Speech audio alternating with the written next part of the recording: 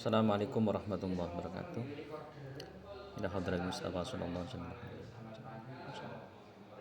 Al-Fatihah. A'udzu billahi minasyaitonir rajim. Bismillahirrahmanirrahim. Shallallahu alaihi wasallam. Anak-anakku sekalian, untuk kelas 10B, sebelumnya mohon maaf apabila ini hari pertama mungkin ada beberapa kendala-kendala teknis, mungkin agak lambat dan seterusnya. Ini hari pertama, mohon untuk dimaklumi ya anak-anakku sekalian. Kami ucapkan selamat datang di Madrasah Aliyah Mu'allimin Mu'allimat Mambal Ma'arif untuk siswa-siswi baru tahun ajaran 2020-2021 untuk kelas B. Alhamdulillah pada kesempatan hari ini, walaupun dalam kondisi pandemi corona seperti ini kita belum bisa bertatap muka secara langsung, paling tidak mudah-mudahan kita masih diberi kesempatan oleh Allah Subhanahu wa taala. Mudah-mudahan corona ini segera berakhir. Dan untuk mengawali, saya perkenalkan untuk anak-anak baru kelas 10B ini, nama saya Muhammad Mahfud.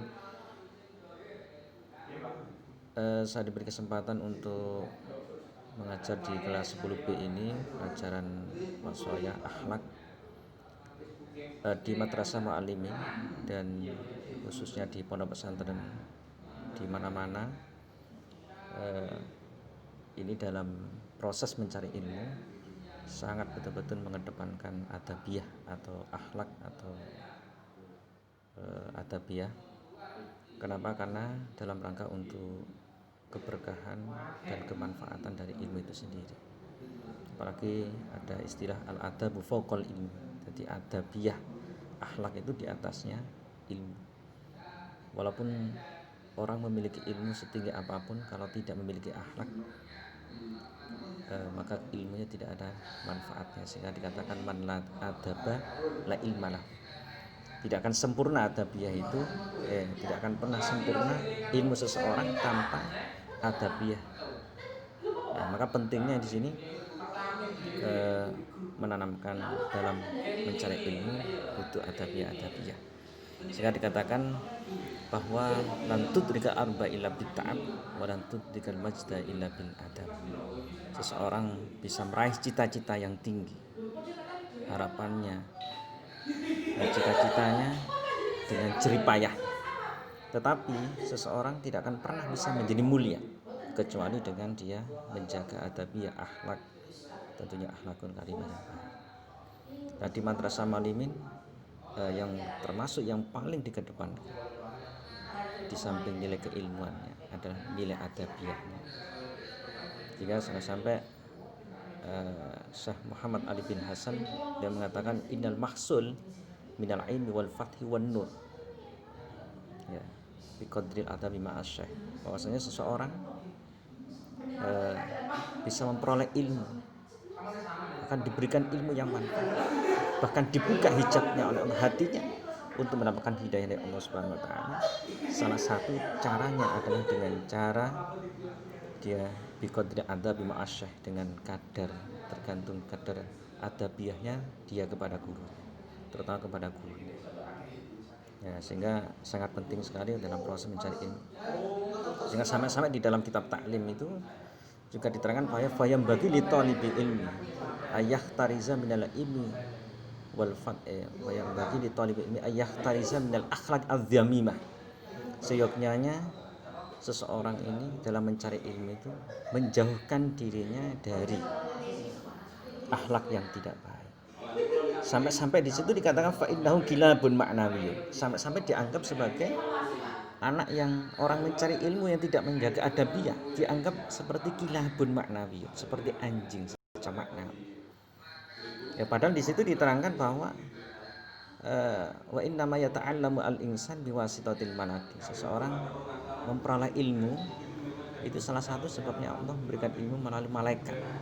Dan sementara malaikat la tadkhulu al-malaikatu baitan fihi suratun aw kalb.